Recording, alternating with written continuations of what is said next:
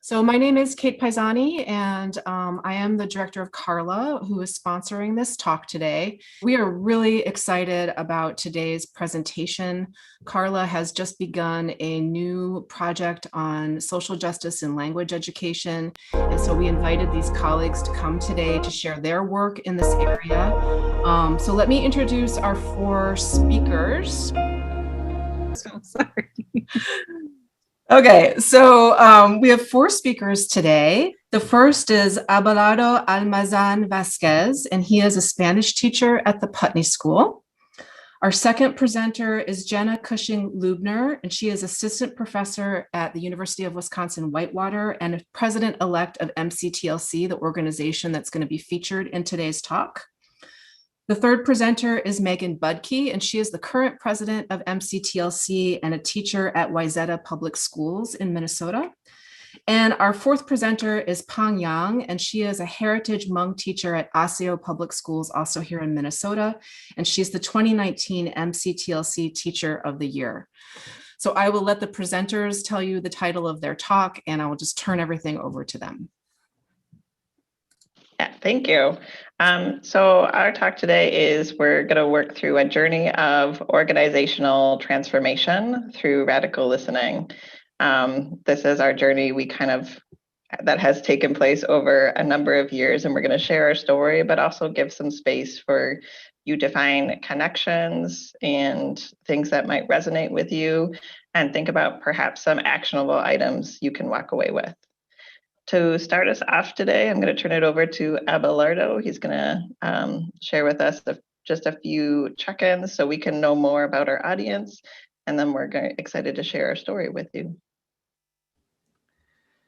Thank you so much, everyone, and greetings from in the middle of nowhere, Vermont. This is where I'm located. My name is Abelardo Almazán-Vázquez, pronouns he, him, his, and thank you so much. Bienvenidos todos, todas, and todes. So we're going to get us started with a question of how present are you for this webinar? How present are you from wherever you're joining us from, where do you call home these days? And just like to the question, how present are you? We're going to make this interactive and look at the image for a minute and think about whatever applies to you the most. So take 1 or 2 minutes, and then we're going to jump into a interactive presentation with Mentimeter that is going to allow everyone to answer this question in real time.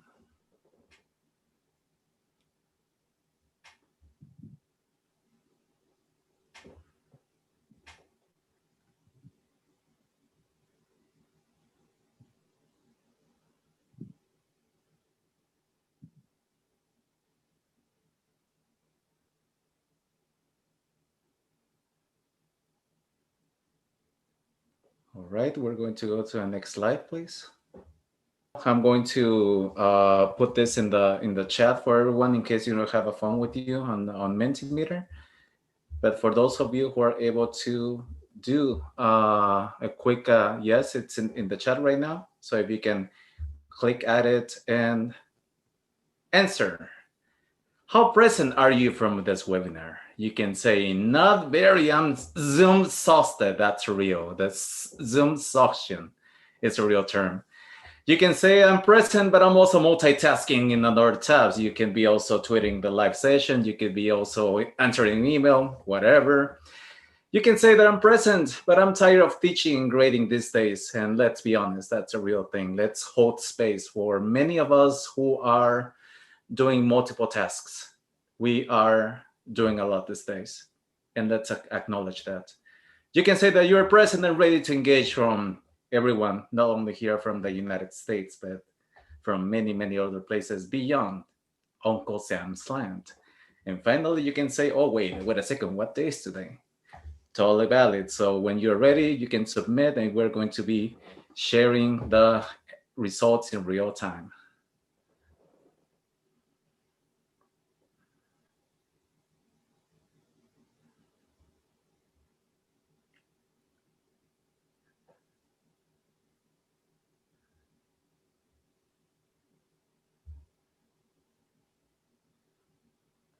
So look at that right now. We have a lot of people responding in real time, and that's what we have. 30 of you are present, but you're multitasking. Totally understandable. That's normal, although I want to make the honest disclaimer. None of this is normal, nor I want this to be the new normal, but we're doing the best we can with what we have. So on behalf of my colleagues, thank you so much for being present and also holding space for those of you who are present, but also have many other things on your plates right now. It's not easy, but I really want to acknowledge that this seminar, this webinar, it's a safe space for all of you. So with that being said, we're going to jump on the next question. So if you answered the first one, let's jump into a question that it's going to be popping up if you answered that already. So think about this for a minute. Radical listening, what comes to mind? What is it that you can relate when you hear radical listening? Who or what do you connect this to when you hear it? Radical listening. Yeah, so take a minute to just think about like what do you think radical listening means for you? What is a story about radical listening that comes to your mind? We're going to do some brief breakout rooms just to talk about, what's really resonating for you when you hear about radical listening, and get to see some of the people that have joined us from around the world. And then we'll bring you back and share a little bit more about what it's meant to us and our journey. So when you get your invite, go ahead and join your breakout room.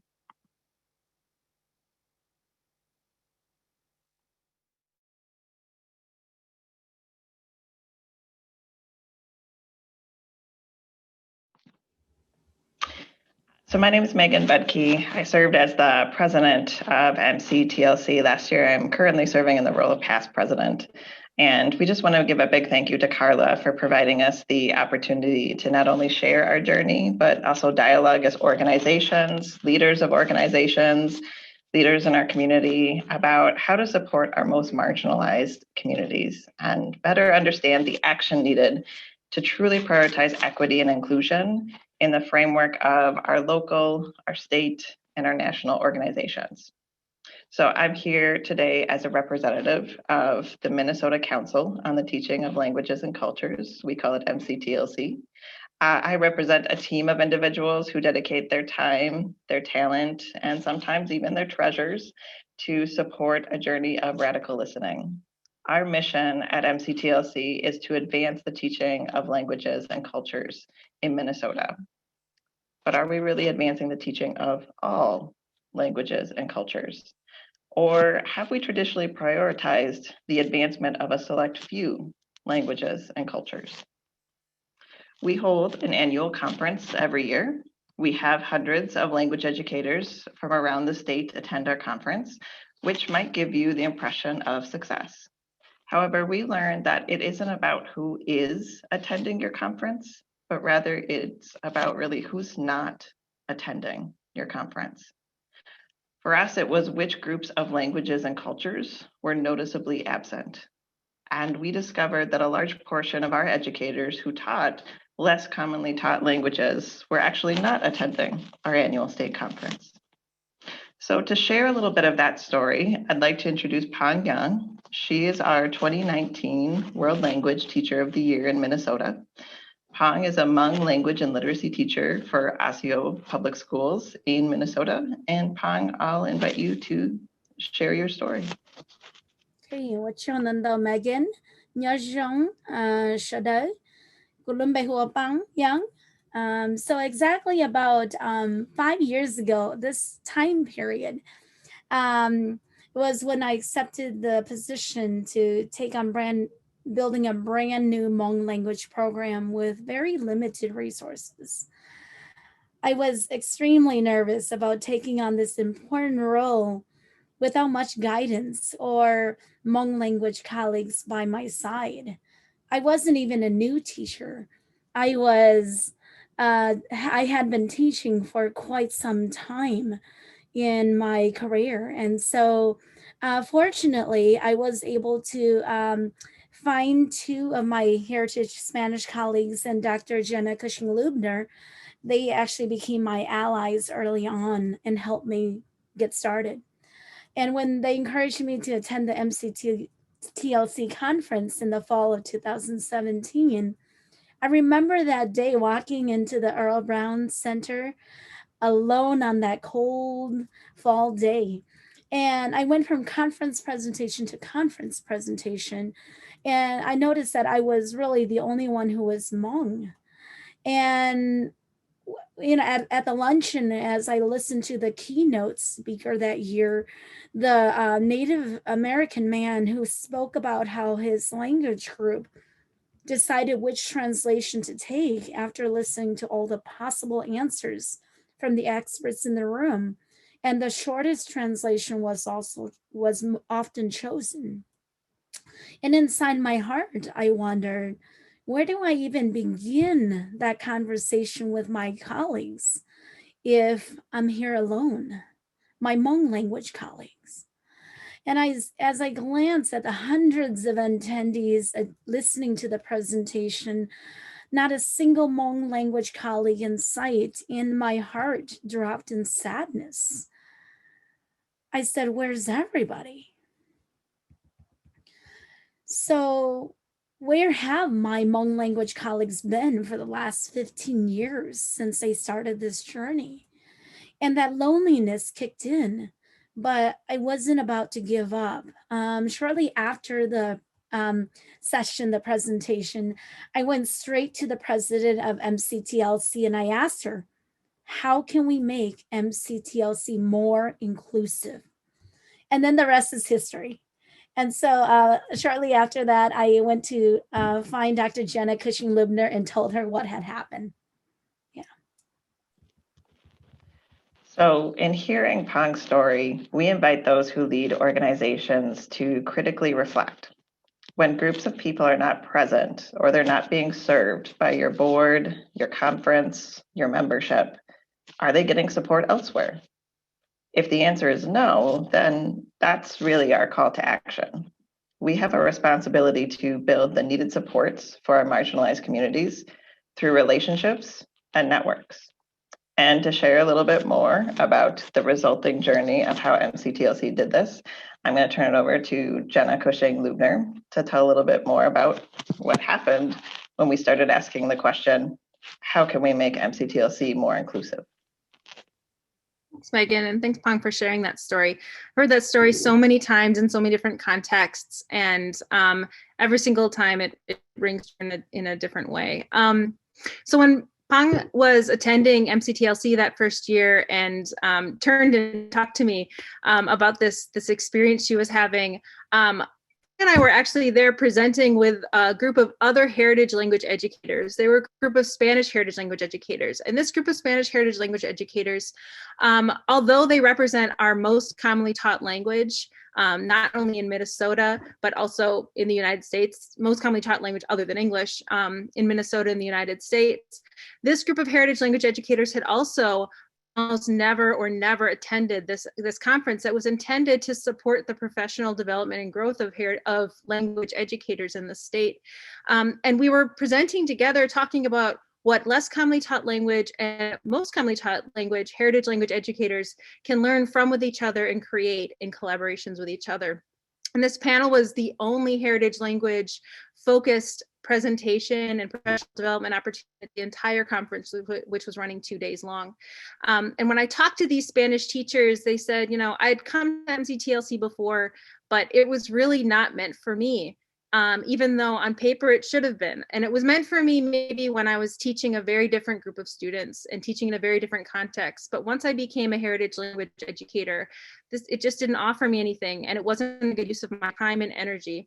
And so as we were talking, we were also uncovering these shared experiences and realities of what it means to be a marginalized educator on the edges of a community that suggests that it is a space for you to provide, to experience support and growth.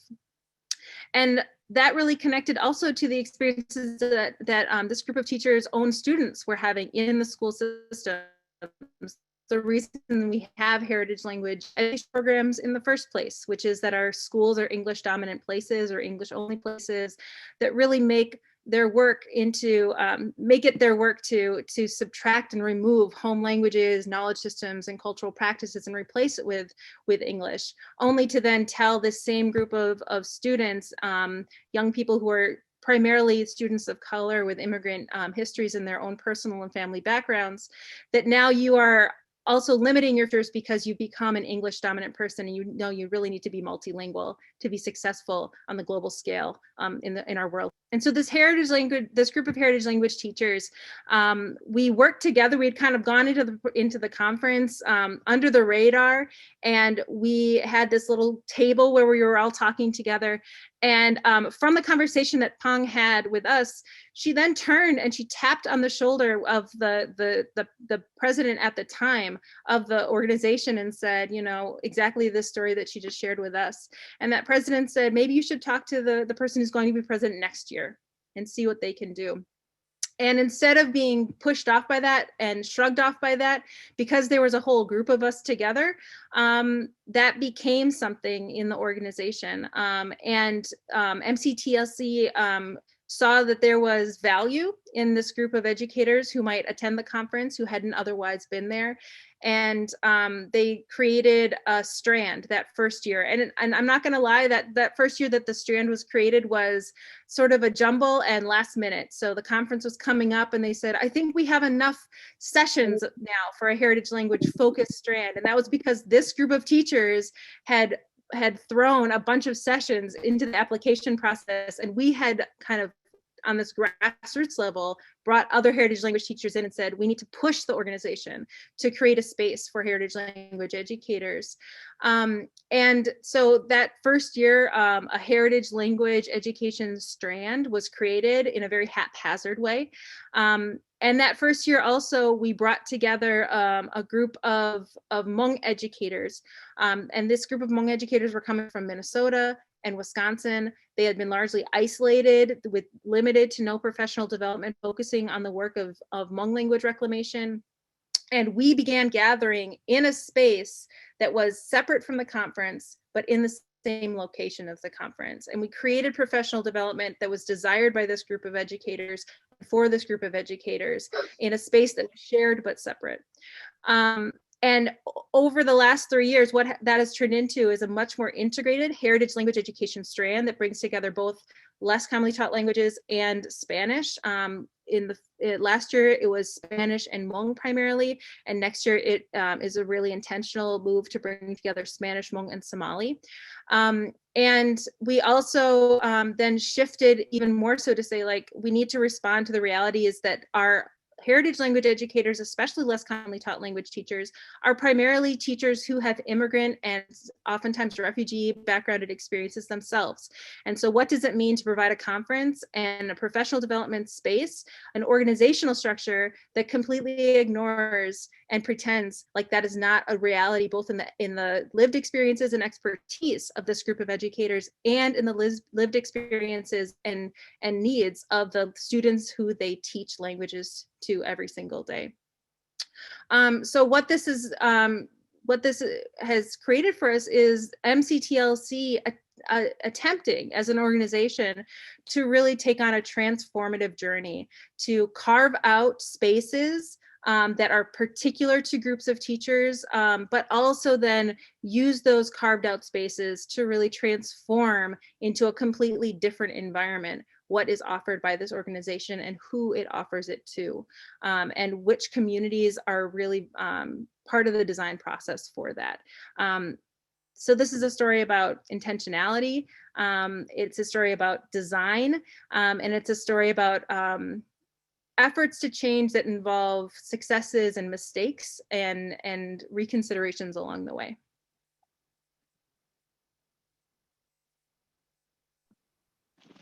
Thank you, Jenna. So Pang and Jenna's story is really kind of the cornerstone of our new MCTLC mission and vision for just around how we engage in organizational work.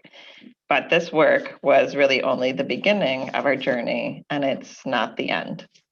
So in the fall of 2019, I was serving as the president-elect, and as the president-elect, it's my job to put together a conference program. I attended our National World Language Convention called ACTFul, and I spent much of that time connecting with possible presenters to bring to Minnesota. And I put together what I had thought was a really great list of 2020 presenters recognized nationally, and we were focused on themes such as comprehensible input, teaching for proficiency, performance assessments, heritage language teaching, elementary language teaching, all very relevant topics in the realm of world language. But it took a dear friend and a gentle nudge for me to notice something that I had actually failed to notice. Every single presenter that I had invited to our 2020 conference was a white woman. I had invited people that I thought our members wanted to hear from. But if they're never presented with more diverse options, how do we really know what people want to hear? And it was in the middle of me grappling with this whole realization that I noticed actually a large number of immigrant and Black, Indigenous, and people of color, our BIPOC world language educators, that they also had not been accepted to the 2020 National World Language Convention. And there were a lot of these teachers sharing on social media the idea of having to create their own separate conference for immigrant and BIPOC world language educators. So rather than force these teachers to create their own platform, think critically again. How do we, as local, state, and national organizations, support their presence with intentionality as a matter of habit and not just an accident? So after reading their ideas on social media, I reached out to Abelardo, who I had never met before, and I offered space and support. So I offered that within the MCTLC framework, what if we reimagine the conference and we created an entire strand dedicated to immigrant and voices from our Black, Indigenous, and people of color communities. So at this time, I'd like to introduce Abelardo, who was our 2020 invited MCTLC presenter, and he led the conference strand dedicated to these voices and narratives. Abelardo. Thank you so much, Megan. And what a great privilege and what a great honor to be sharing, collaborating, learning, unlearning, and relearning. That's the way that I have experienced this journey myself. So once again, for those of you who are joining us recently, me llamo Abelardo Almazán-Vázquez, proud immigrant at this country, currently speaking to you from Abenaki land, aka Vermont, somewhere in the northeast of the United States. So it is, again, a pleasure and honor to be part of this because it has been a journey. It's not something that happened overnight. When I found out about Megan's interest to be creating a BIPOC immigrant strand for the conference, I was really thinking about how many of our organizations will benefit from having more spaces that are affirming, validating, and honoring those who are not part of that clique. And that's an expression that my students taught me, the group of people who teach a language. It could be Espanol, Francés, Chinese. But what about the languages that are not always part of the mainstream? What about those educators who are, and I'm going to make a quick parenthesis here, for those who are joining from overseas, when we think about the word BIPOC, Black, Indigenous, and people of color, the translation of that is not always easy in other languages. Like, for example, in Spanish, I would say gente racializada, racialized people. That will be the closest to explain family and friends what it means to be a BIPOC person. Same for terms like Hispanic, Latino, Latinx, and that's hard to translate, but I know that is the beginning of conversations where many teachers can get together. And thanks to Megan and MCTLC, and now connected with both Jen and Pang, it's real. It's something concrete. So the idea behind us getting together was not only the networking through social media, it was on Twitter, it was also on Facebook. But let's be honest for a minute, the cohort of teachers who navigate social media these days are very different. You have the teachers on Facebook, you have the teachers on Twitter, the ones on Instagram, the ones on LinkedIn. And what about the teachers who don't have a social media? What about those who are not connected virtually? How do we create those spaces to say like, hey, there's a networking opportunity. There's a chance for you to meet a fellow immigrant who went through the same struggles, paperwork, I-20, adjustment of status, how expensive it is to navigate the immigration laws and systems and everything, to do it right, to do it the right way. So because of this collaboration, I was fortunate enough to reach out to other immigrant educators in other places like Kansas, like Massachusetts, like in Georgia or in Pennsylvania, with teachers from other nationalities, identities, backgrounds, even my colleagues who are from other places that don't always have a country. I'm thinking about my friends from Kurdistan. I'm thinking about the friends from Baluchistan, or places that don't always have the Romani people, the Roma people that I had the pleasure to meet them back then. And this is the story. This is a testimonial. This is a journey that I'm really fortunate to be part of. But from here is what's next. We're just built the first part of the story, and there are many stories of the building to be built.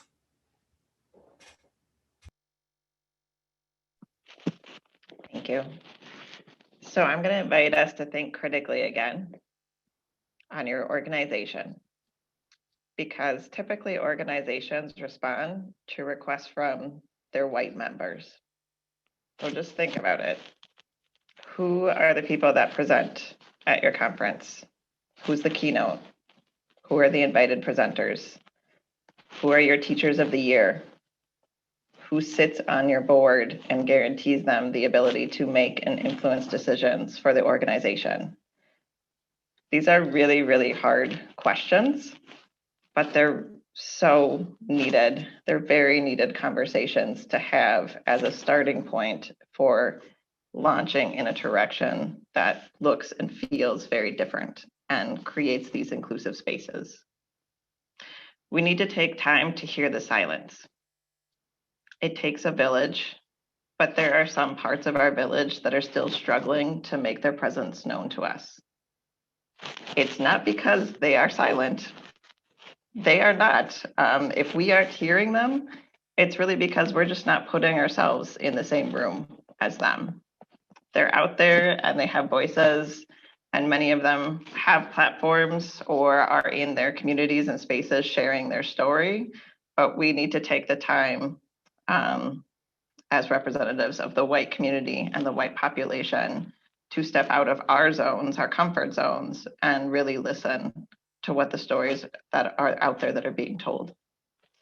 In this world of education, Abelardo pointed out to something that is a huge struggle. Part of our village struggles with licensure and navigating the political systems in order to change their status and also be a licensed educator. We are constantly facing teacher shortages in the United States. Why aren't we helping these teachers navigate the legal system and support their licensure work? So how do we as organizations really support their strengths and build confidence in their skills and help them be the best they can be? I'm going to turn it over to Jenna for a little bit. Yeah, so thanks, Megan. And thank you, Abelardo and Pang, for continuing this story.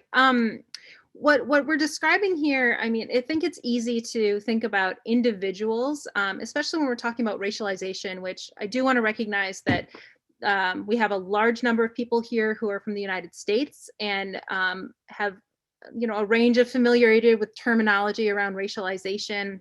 and that racialization works very differently in different country contexts. You know, when we're thinking about individual actors in our organizations, MCTLC is one type of organization, but every single one of us, I would guess, are connected to some sort of organization. It could be a community organization, it could be a philanthropic organization, it could be an institution of teaching and learning, or some other sort of organizational structure. That these organizations, although they are shaped by individuals within it, they can function to uphold white supremacy and uphold the benefits and privileging of white individuals in the groups of people they represent and who they support in their own successes in their communities, or also in their professions.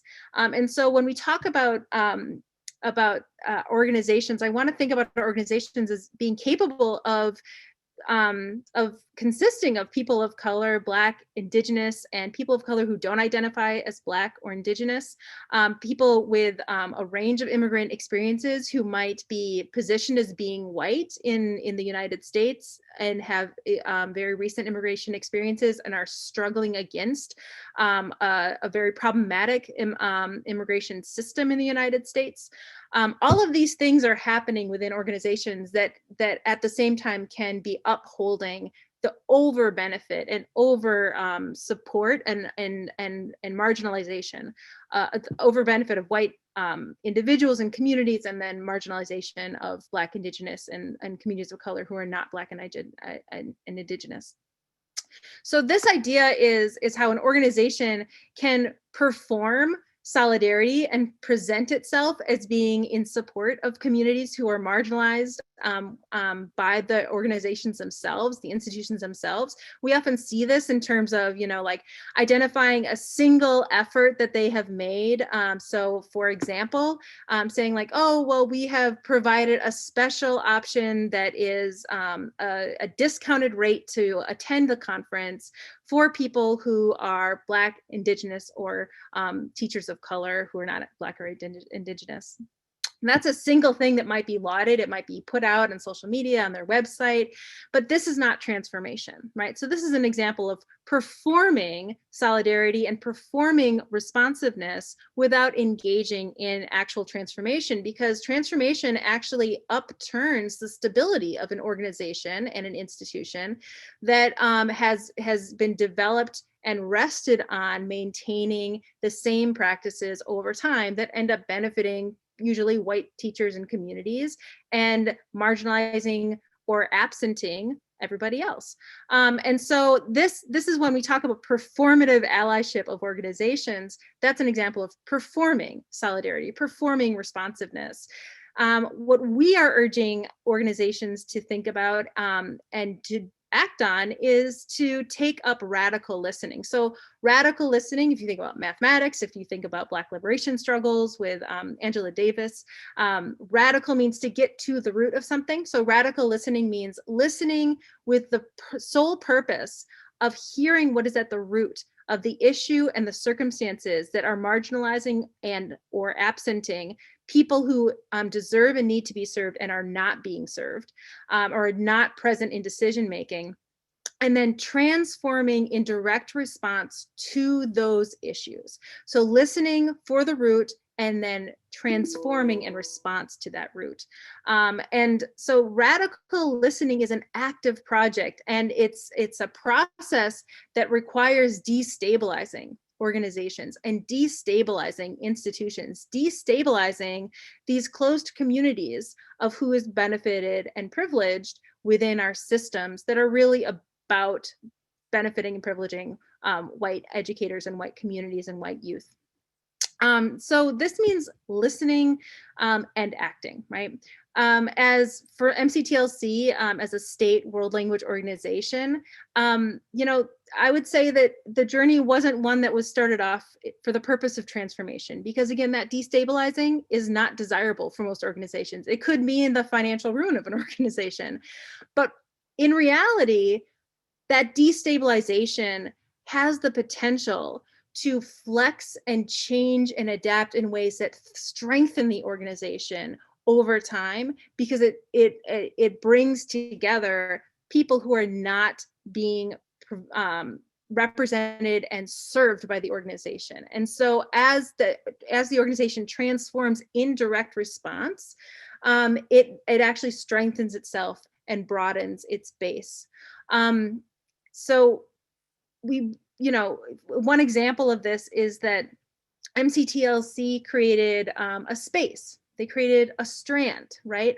Which a strand for a conference is, a space for people to come together, and maybe people only go to those sessions. But what happens there, so on the one hand, that's not transformation at the organizational structure, but by creating a space where people are coming together repeatedly over those 2 days, it also creates a structure for community, and it creates a structure for critical conversations, for transformational practices and actions that are intentional and are driven by cooperations and collaborations across different groups who are finding their shared interests and needs, and then acting as a collective rather than as individuals who are taking up the bravery of speaking to these institutions and organizations and saying, I'm not being served by you. Rather than saying, I'm not being served by you, it creates a space for a group to say, we are not being served. And either you will respond to us,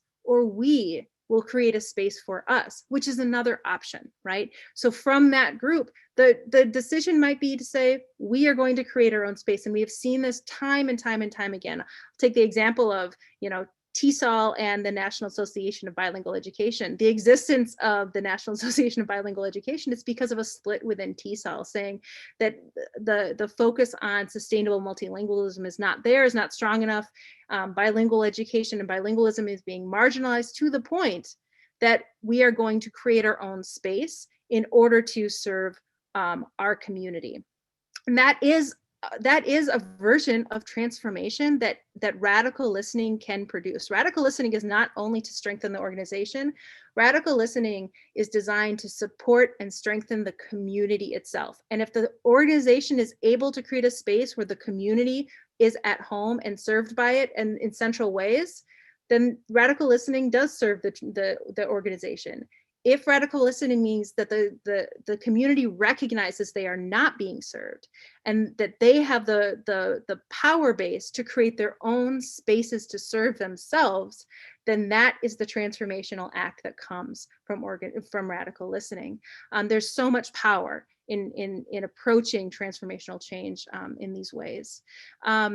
We have lots of stories of examples of how MCTLC acted to do more integrated transformation, but I want to make sure that is very clear before we move on to Pang, who's going to talk about some of these ways that organizations can really do this work.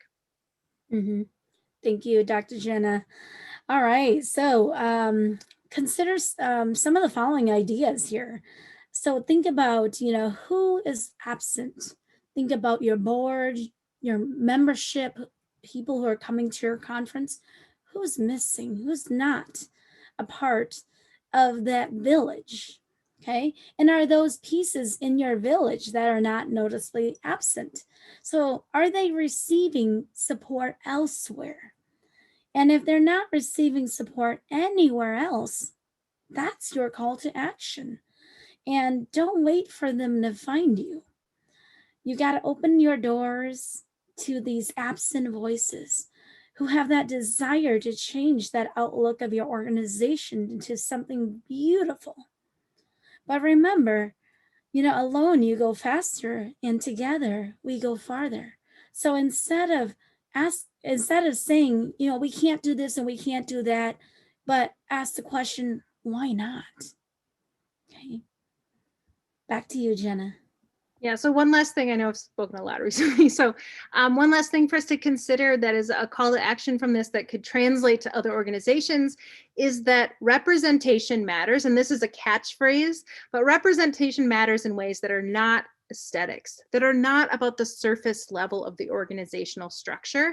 For instance, Megan gave the example of who is receiving awards and who is highlighted as keynote speakers, who are doing these kind of very visible outward aesthetics of representation. But representation matters in terms of policies, ideologies, practices, and decision-making structures. That is a representation that really, really affects transformation, really matters. And that means it's not enough to support, for instance, support increasing teachers of color, to support increasing multilingual teachers of color and sustaining multilingual teachers of color in the field.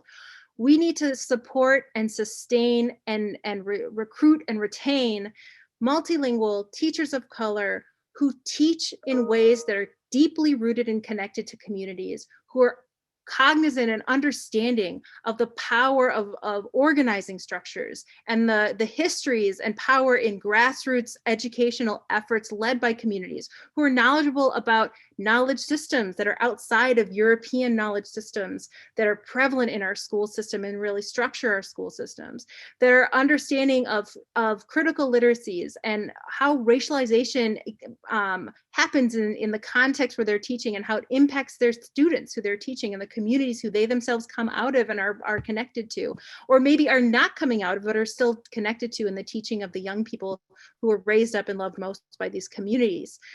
So these are the ways that representation matters. What is the way that decision making happens in your organization? Does it happen through tyranny of democracy, tyranny of the majority, where whoever has the most votes goes, and people who speak up because they already are empowered to speak up provide the options and then move the decisions through? Or is there actual radical listening in consensus building to determine new ways of even conceiving of how to move forward, or the shape and the structure of what your institution, your organization needs to look like next, or how it needs to exist in the future and the present?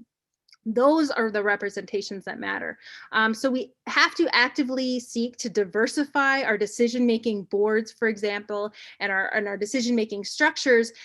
But this doesn't just mean replacing the largely white decision-making members with Black, Indigenous, and other people of color. This means supporting and sustaining the transformation of these efforts.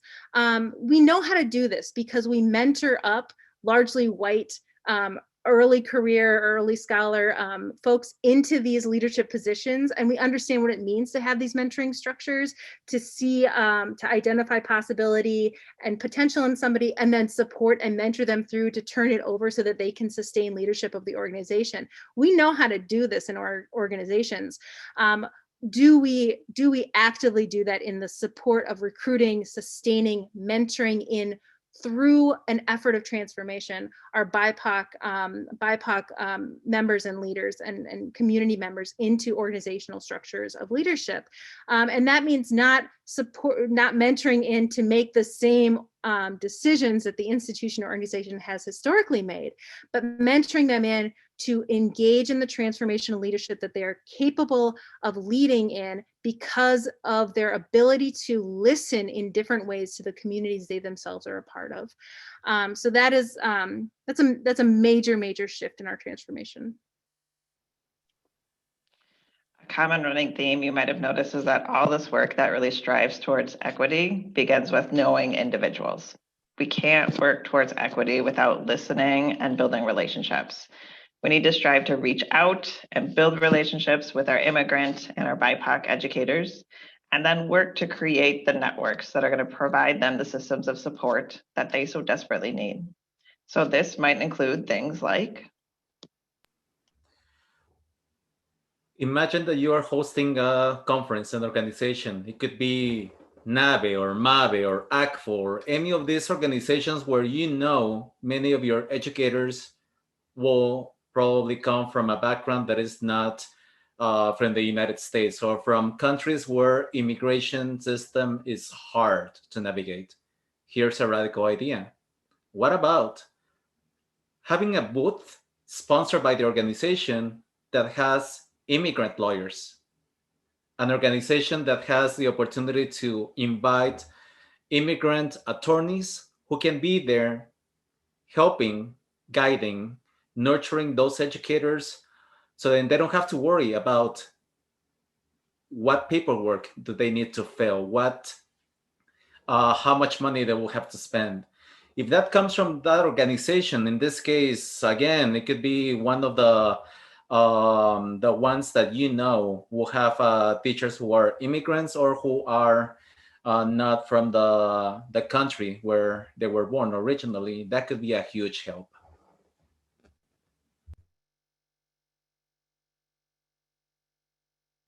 All right.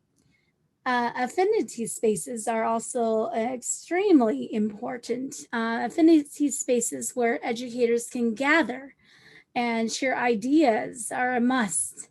And this actually starts, this is a great start, but it's also what you do with those affinity spaces that matters. So building a safe place is kind of like a space house that is very special, where we know magical things will happen. So affinity spaces are not really a safe space, but a special house.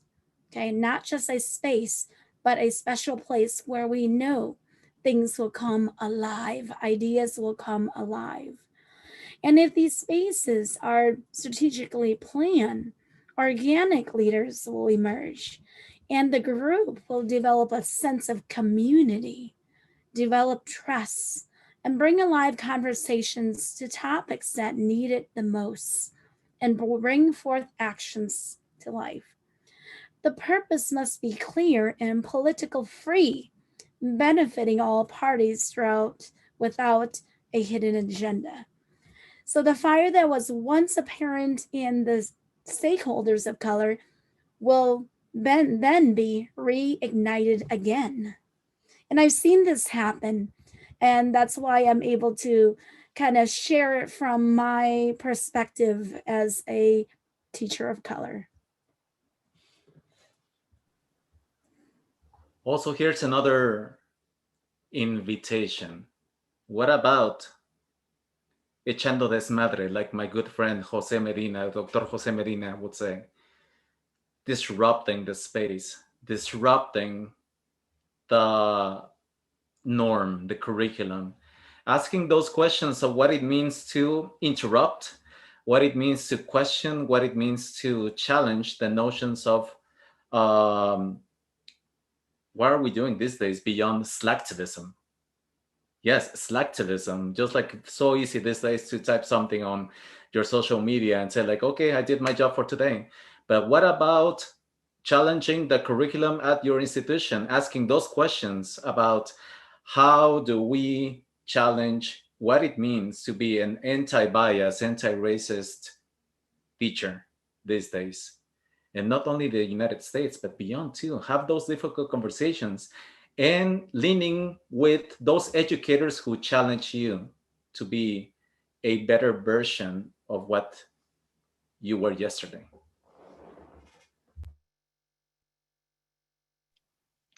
Systems of oppression do not dismantle themselves. We have a responsibility to serve all our members of our organizations. So we invite you to listen, advocate, and create change. And we invite you to really listen to these closing words from Pang. Thank you, Megan. As a teacher of color in a less commonly taught language and heritage language program, I am often spread so thin, taking on so many roles unfulfilled by districts, because I have a relationship. I have the relationship, the language, the cultural knowledge of my heritage Hmong students and families I work with. And I don't have a lot of time on my hands. I'm not just a language teacher, but a counselor, a social worker, a family liaison, an interpreter, an advocate, and so much more. And as a result, having a safe house is crucial when there's not enough time in the day. It's easy to say and hard to do. However, the results of when organizations open up their doors and create safe houses for stakeholders of colors to network with each other, you give us hope to thrive. You give us hope to be a part of the solution. You help fulfill our weaknesses into strengths. And furthermore, you give us community strength in a space that's dominated by the majority. Through the journey, you help us become invisible.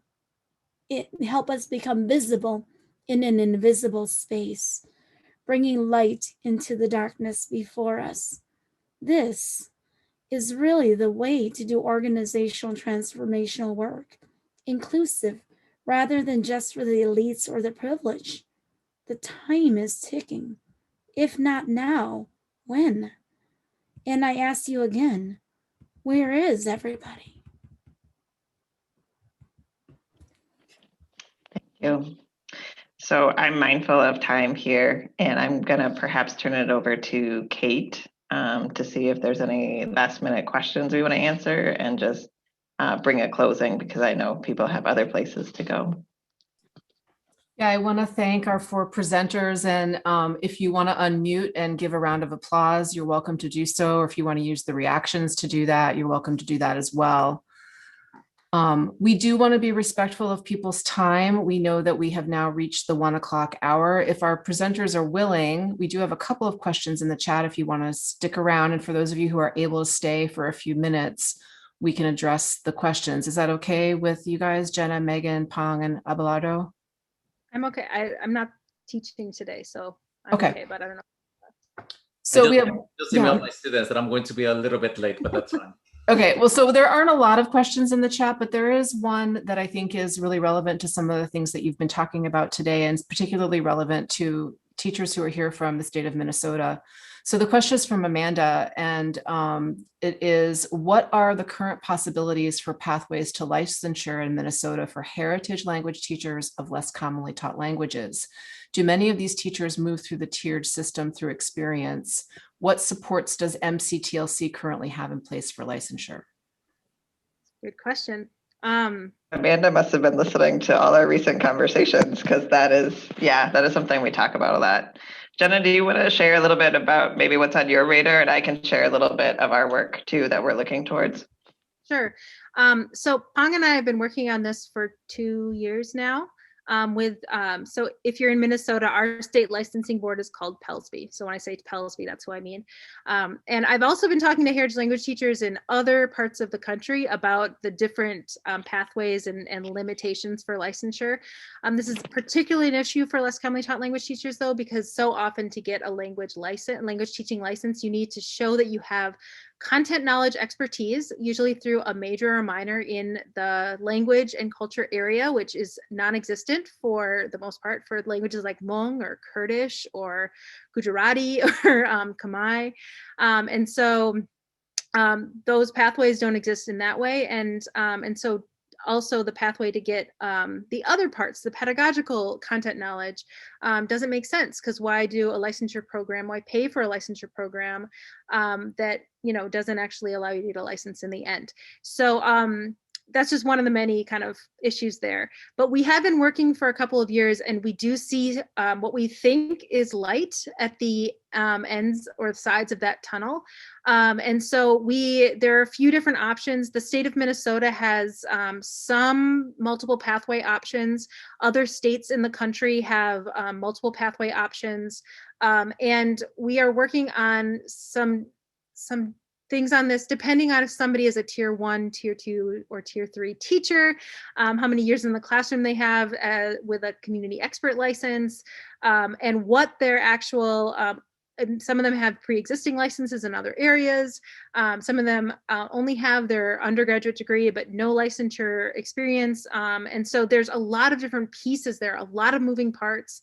And I would say that based on my work with teachers in other states besides Minnesota on the same question, Minnesota is even though it's very difficult, they're making it far easier and are being much more responsive and adaptive than teachers in other states are experiencing, although we definitely have a lot to learn from several other states for making this possible. Pang, do you want to talk about some details of this? And then Megan, could you talk about what MCTLC is doing to support these efforts that is being led by the communities of heritage language teachers for Somali and Hmong? Sure, maybe I'll just quickly go into a summary of it. So really looking at, tier 1 and tier 2 teachers, what is it that they need, what is it that they're missing that they need to be able to move up the tiers.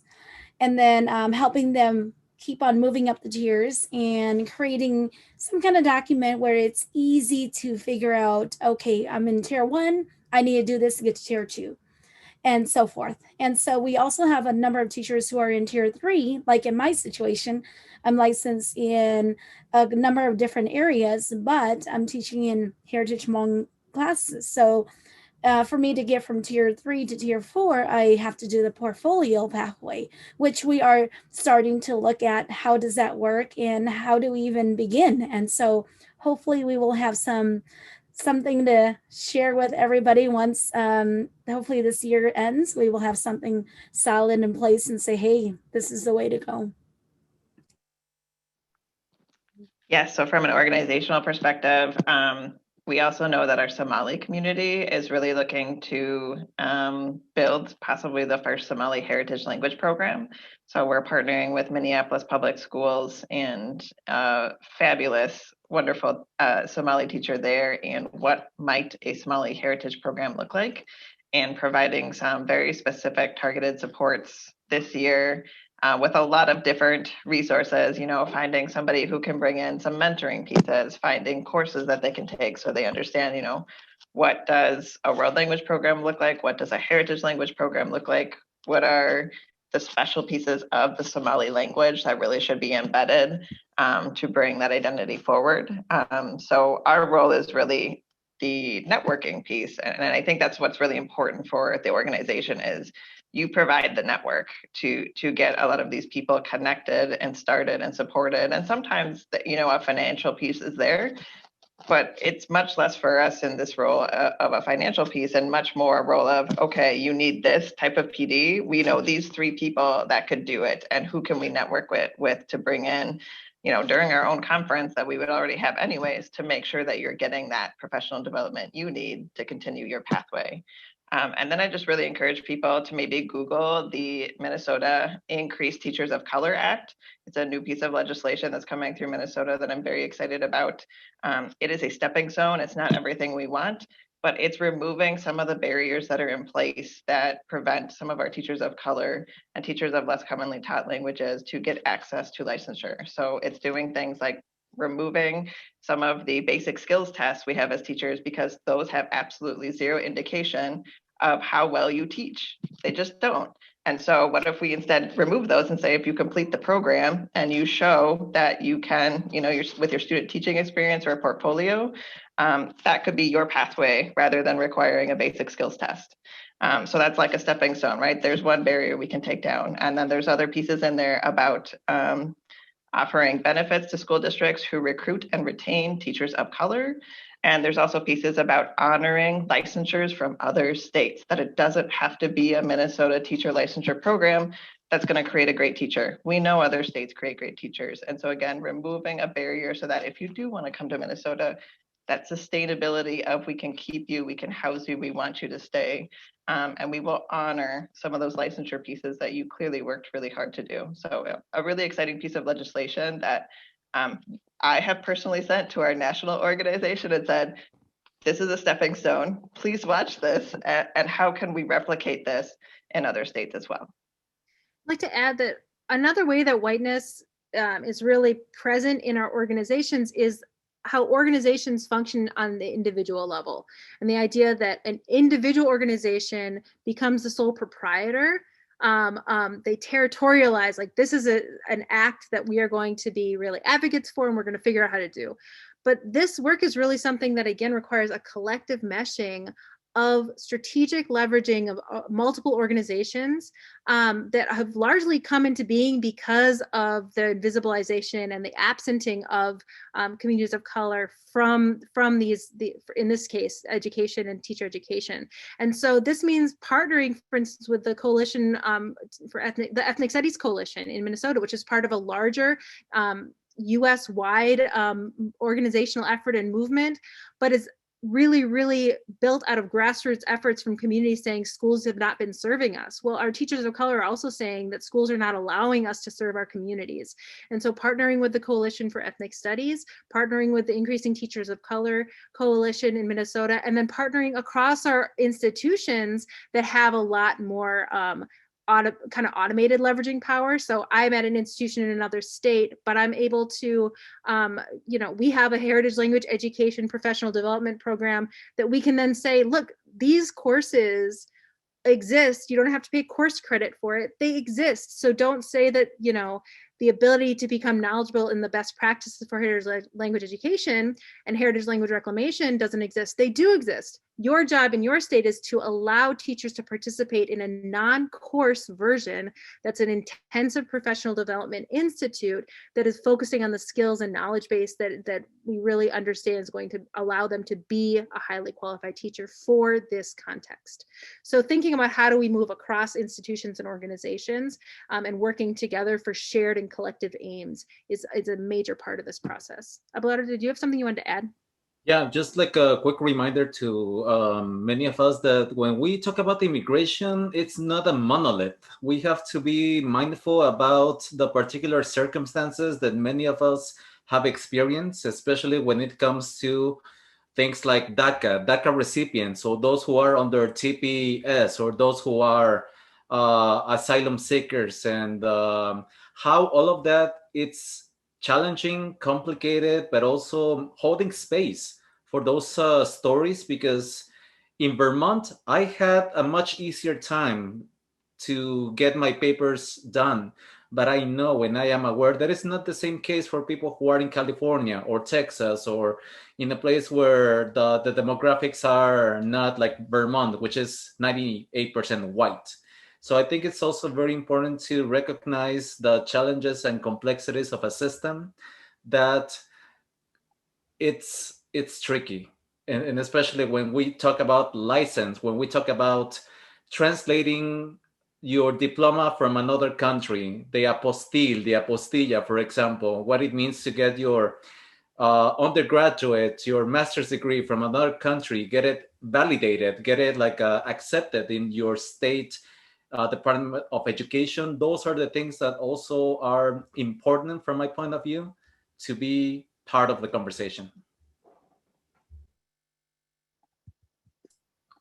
So I also want to just point out a comment from Anka that I think is related to this discussion. And they earlier said that it would be important. It's important to consider non-immigrant heritage languages within this discussion, particularly Dakota and Ojibwe languages in Minnesota, because they have very little support. So just throwing that out there, I know that at MCTLC, you've included Indigenous languages in this new strand that you've created for the conference. Am I understanding that correctly?